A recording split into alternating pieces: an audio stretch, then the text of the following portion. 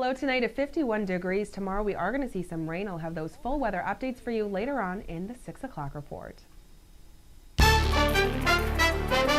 WVTT's World News Roundup. We're seeing clear signs that foreign fighters are joining the ranks of Syrian rebels. CNN has obtained exclusive video from a journalist who spent time with rebel units in Aleppo and brought back some startling footage. Nick Patton-Walsh joins us live from the Lebanese capital of Beirut with more on this.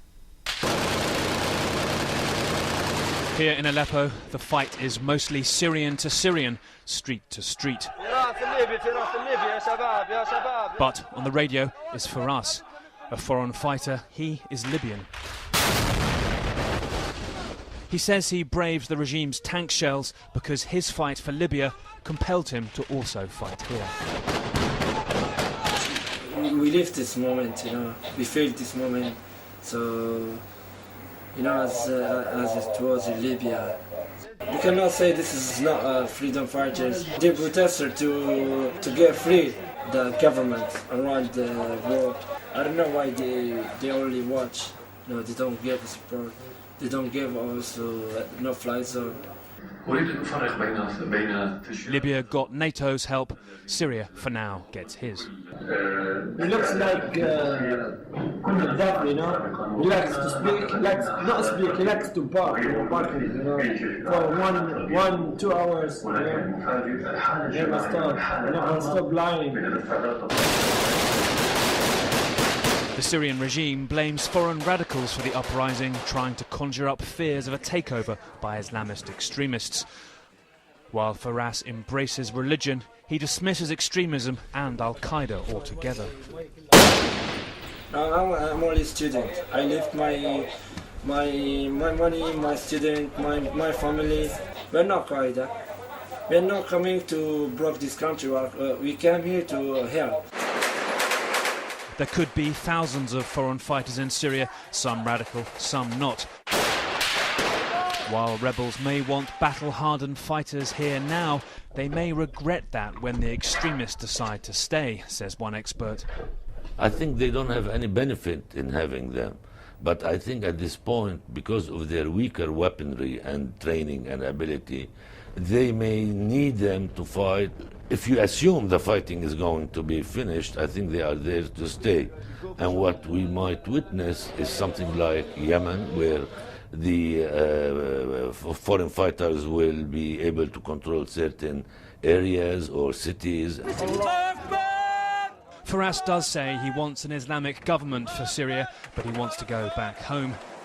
That's where he learned about loss. He still wears the shirt of his brother, who died fighting in Libya. And in Syria, he's already lost a Libyan friend to a sniper's bullet. And the sniper was shooting one here, and the second was here, which is this one, and the third in the stomach, so you can't see this. In the brutal Syrian battle for every corner, the foreigners here and the concerns they bring of radicalism might be attracting more attention than their numbers merit. But the UN believes their influence is growing and that some of it is radical. And that, as this war drags on, may well grow. Nick Patton-Walsh, CNN, Beirut. About 350,000 children headed to school in Chicago yesterday after an 8-day teacher strike came to an end. The final vote on an agreement is still to come, but teachers are back on the job. Emily Schmidt reports on what's in the deal. Chicago's public school students went back to class Wednesday ready to learn. Well, it feels kind of good because now we're going to learn more things. I'm excited. This was the first school day since 29,000 teachers and support staff walked off the job September 10th, giving students more than a week of out-of-school lessons about the fallout of acrimonious contract negotiations. I hope there's no more strikes, for the rest of the year. Everybody's at fault at this. It shouldn't have happened. Tuesday, teachers' union delegates voted to suspend the strike, as Union President Karen Lewis called it the best deal they could get at this time. When we started this process, the board gave us a 25-page contract that it completely gutted our rights and gutted everything. And we have worked to get those back.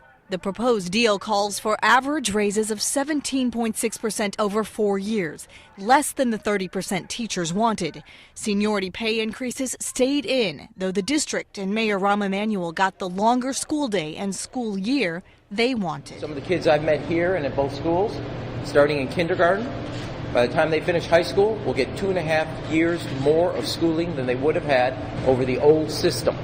Chicago's mayor called the contract an honest compromise. Teachers will vote on it in the next couple of weeks, and in the meantime, they will be on the job with students in the classroom.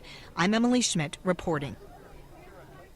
Space Shuttle Endeavour continues its cross-country voyage today with a flight from Houston at dawn. The retired spacecraft is headed across the southern United States to its final home, and it's taking the scenic route. Ed Payne reports. After a 2-day delay due to bad weather, Endeavour took off from Kennedy Space Center in Florida Wednesday, riding piggyback on a modified Boeing 747 for its ride across the country.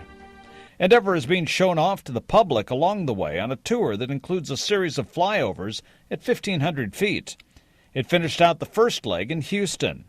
Today, it's expected to make a fueling stop in El Paso, Texas, on the way to Edwards Air Force Base in California.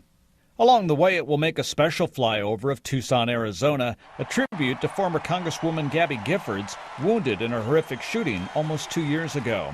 Giffords' husband, Mark Kelly, commanded Endeavour's final mission into space. On Friday, Endeavour will embark on an aerial tour of Northern California. Its final journey is along 12 miles of city streets from LAX to the California Science Center, where it will become an exhibit. The city of Los Angeles agreed to raise power lines and cut down 400 trees to clear the way for the shuttle's parade route. To get local support, the Science Center agreed to plant up to 4 trees for each one they cut down. Back in Houston, a spectator was asked if he was disappointed the shuttle's 2-day visit was shortened to 1.